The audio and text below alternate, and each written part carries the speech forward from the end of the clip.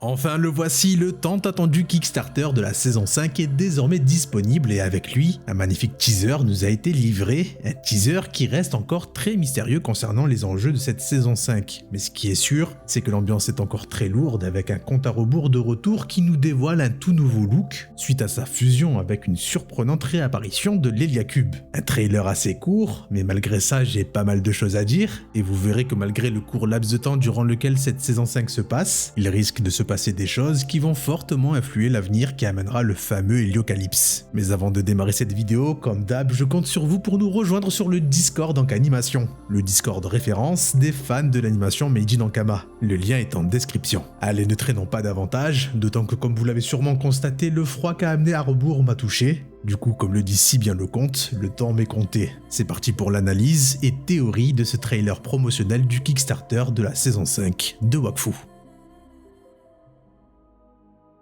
Avant d'analyser ce trailer, il est bon de rappeler que cette saison 5 se déroulera tout juste après le mariage de Yugo et d'Amalia, et nous ne dépasserons pas les événements que nous pouvons déjà voir dans le manga Wakfu la Grande Vague, un court laps de temps durant lequel nous allons vivre les ultimes aventures de la confrérie du tofu. Ceci dit, revenons à notre trailer. Un trailer qui débute dans l'espace du Cosmos sur les vestiges de ce qui semblait être la dimension d'Oropo, au vu des restes de l'Hyperzap et de l'Ambre d'Echo. Comme si le temps quelque part était un peu distordu, surtout qu'en fond on entend un cliquetis d'un horloge qui continue sa course. C'est dans cet environnement qu'on va retrouver avec surprise un personnage qu'on pensait tous perdu avec l'explosion de la dimension d'Oropo vu qu'il avait été gelé par Dameko et laissé tel quel. Vous l'aurez compris, je parle bien évidemment du compte à rebours. Un compte à rebours léthargique comme mort qui continue de nous parler par sa pensée, nous expliquant ce qu'il a vécu avant de perdre la vie, tout du moins il n'en est pas vraiment sûr et surtout il est plein d'amertume. Il tient toujours des rancœurs envers son créateur, envers le dieu Xelor. Il n'a pas l'air de s'en être rendu compte, mais par je ne sais quelle magie, il est bel et bien vivant. Enfin, on a peut-être un indice avec l'horloge de Xelor qui pourrait être un bienfait de son père pour l'éviter de périr avant d'accomplir son ultime mission lorsque l'heure sonnera. Et c'est ce qu'on découvre lorsque les aiguilles pointent la dernière heure avec l'Héliacube qui refait son apparition. Et ce qui est intéressant, c'est que le compte à rebours sentait que l'Héliacube était en train de l'observer. Un Héliacube qui a littéralement fusionné avec un rebours en s'enfonçant dans son corps. Une fusion qui va changer à jamais le compte à rebours au cours d'un processus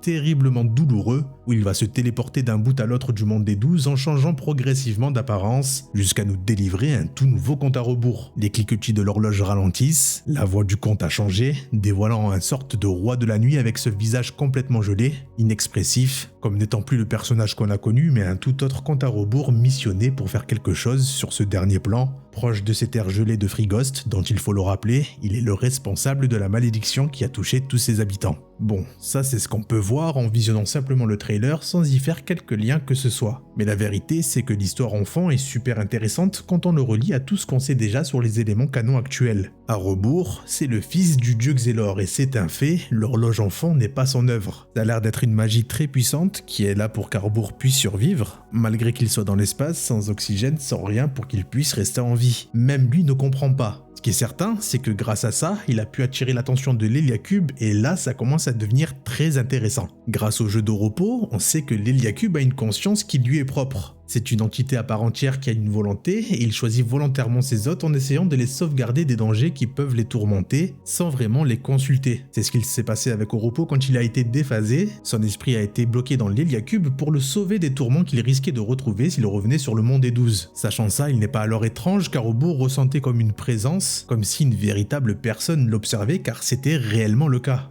Ayant perdu Oropo, l'Héliacube devait sûrement être en quête d'un nouvel hôte, et qui s'est retrouvé miraculeusement en vie après l'explosion de la dimension d'Oropo, le compte à rebours. C'était alors une évidence pour les deux que leur histoire allait se rejoindre à ce moment précis, comme si une main divine était à l'œuvre pour que ça se passe exactement comme ça. D'où l'intérêt de le maintenir en stase un certain laps de temps, le temps que l'Héliacube se décide à se montrer. Malheureusement, on est quand même dans une situation complexe et probablement qu'une possession standard de l'Héliacube n'aurait pas été suffisant pour sauver Arbour. Ces circonstances peuvent en partie expliquer la décision extrême de l'Héliacube de s'encastrer dans le corps du comte pour complètement fusionner corps et âme ensemble. Une fusion très douloureuse qui a permis au comte, par des bonds dans l'espace, de retrouver le monde des 12 et de finir sa course près de ses terres à Frigost. Une apparence qui n'est pas sans rappeler celui du roi de la nuit, dans une ambiance glaciale qui lui aussi rappelle fortement Game of Thrones. En tout cas, semble-t-il que le temps du conte soit désormais compté, comme s'il avait désormais plus qu'une mission en tête avant de définitivement s'éteindre. Et cette mission, je pense savoir de quoi il s'agit. On le sait, l'Héliacube a transmis des visions à Oropo sur ce qui pourrait arriver au monde si Hugo continue de dépendre de ces artefacts qui deviennent de plus en plus dangereux et puissants. Malheureusement, Oropo n'a pas réussi à enrayer cette prophétie puisqu'il s'est éteint avant de bloquer Hugo. C'est pour ça qu'à mes yeux, l'Héliacube continue encore sa course effrénée dans le Cosmos en quête d'un nouvel hôte pour contrecarrer Hugo. Cet hôte désormais, on le sait, c'est le compte à rebours et grâce au répit que lui a offert l'Héliacube, il est désormais son obligé. Il a une dette infinie envers l'Héliacube qu'il va sûrement tenter de rembourser en établissant un plan qui devrait le survivre puisqu'il est mourant pour éviter le terrible sort qu'attend le monde. Un plan qui va donc continuer à vivre bien après les événements de la saison 5 et malheureusement je peux pas vous spoil mais le début du tome 2 nous donne des petits indices qui semblent aller dans ce sens. En contrepartie, le comte a les mains libres pour offrir un avenir à ces terres qui lui sont chères. Il va vraisemblablement tout tenter pour sauver Freegost du terrible fléau qui va inévitablement frapper le monde des 12 et causer des millions de morts. Du coup au final, à quoi pouvons-nous nous attendre pour la saison 5 ? Bon, côté dieu Xelor qui donne un répit à son fils, je ne sais pas si les dieux par l'intermédiaire de Xelor vont manipuler Harbour pour essayer de sauver leurs fidèles sur le monde des 12, d'autant qu'on a pu le voir, ils ont été ravagés sur l'Inglorium par un mystérieux personnage que je vous laisse le plaisir de découvrir dans le manga Wakfu. Est-ce que malgré tout, on aura quand même l'apparition du père du comte, d'autant qu'il précise bien en introduction qu'il voulait attirer l'attention de son père. Je vous avoue que j'ai un sérieux doute dessus. Concernant l'Héliacube, c'est vraiment cool de le retrouver pour terminer Wakfu en beauté, car après tout, de la saison 1 à la saison 3, c'était le cœur des intrigues et le prisme par lequel les grands méchants se sont sublimés. Qu'il soit complètement fusionné avec l'ultime méchant de la série, c'est symbolique et intéressant à la fois. La boucle est bouclée, et en parlant d'antagoniste, on va découvrir un antagoniste passionnant car cette fois-ci c'est assumé, ce n'est pas réellement un méchant. Au contraire, c'est le sauveur du monde des 12 qu'on va découvrir. Des perspectives qui s'inversent et qui vont donner à réfléchir sur les agissements de Hugo et de sa bande. Un personnage qui n'aura pas une seconde à perdre et qui va devoir mettre en place tout un stratagème pour contrecarrer la menace que Hugo fait planer sur le monde. Autant dire que pour conclure définitivement les aventures de la confrérie du Tofu, on n'aurait pas pu rêver vivre meilleure conclusion. Une histoire qui va sans nul doute nous marquer, et pour ce faire, Ankama compte sur nous, le temps nous est compté.